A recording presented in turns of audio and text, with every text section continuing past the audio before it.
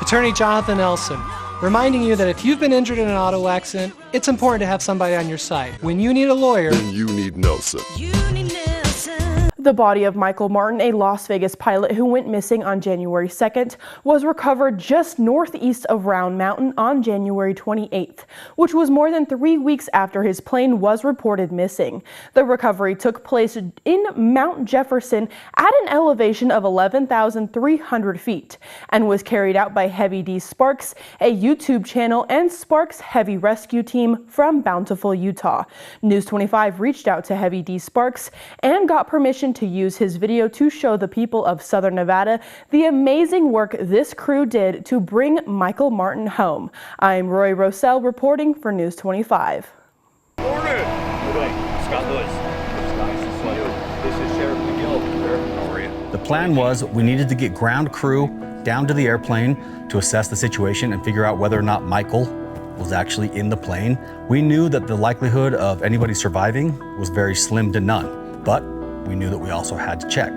We are securing all of our equipment that we are going to need once we get on the ground. Make sure it doesn't come loose on us.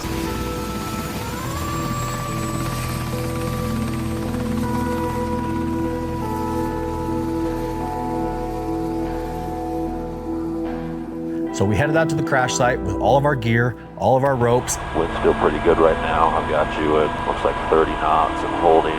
And I was ready to pull a hover above the cliff and allow the ground crew to exit the helicopter on the rope and be able to get to the crash site. Which this terrain looks a lot better than I expected, honestly, from the pictures. Jimmy right here to the left. Cliff that sat above Michael's airplane wasn't quite as inaccessible as we had originally thought, meaning we didn't need to take the risk of having people rappel out of the helicopter to be able to access the crash, where instead we could just land on top of the mountain and the ground crew could hike down a few hundred feet to be able to get to the crash site. It was at that time that the ground crew advised us that they had found the body of Michael and that they were preparing it and putting it in a body bag. Yeah, I've got him. Okay. Good to go. We've got the body. Roger that. I'm going to notify the sheriff. We got the body now. Copy that. It's definitely an interesting moment. Anytime you recover a body, for me, it's like it's very reverent energy, very calming, to be honest with you. It's not scary. It doesn't feel morbid. It doesn't feel, gruesome, even though obviously the guys are down there picking up frozen body parts. It's just a very reverent thing. You're bringing the guy home. He's been up here for a few weeks, and his family has no idea what his status is, and now they're going to be able to get that closure. So kind of a surreal atmosphere up here is kind of the best way to put it.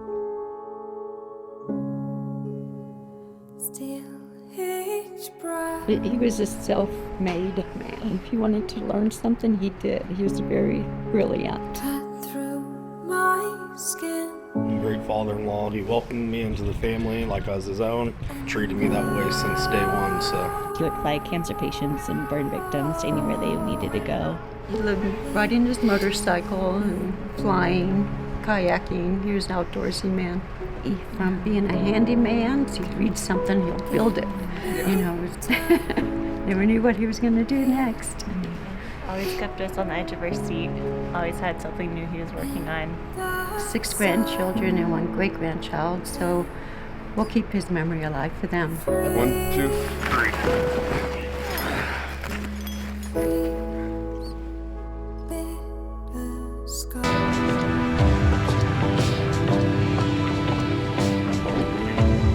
All of the state and local authorities essentially had to call off their search because either resources were limited, the terrain was too challenging, there was no aircraft capable of even accessing the crash site, let alone recovering the aircraft or the pilot's remains.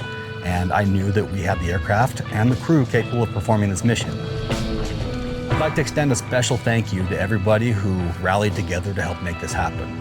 From the Nye County Sheriff's Office, Nye County Emergency Management, State of Nevada Emergency Management, local firefighters, our contacts at the NTSB and FAA, the game warden who hiked 8 grueling hours to initially find the wreckage, and especially my crew who came together and faced this extremely challenging task head on.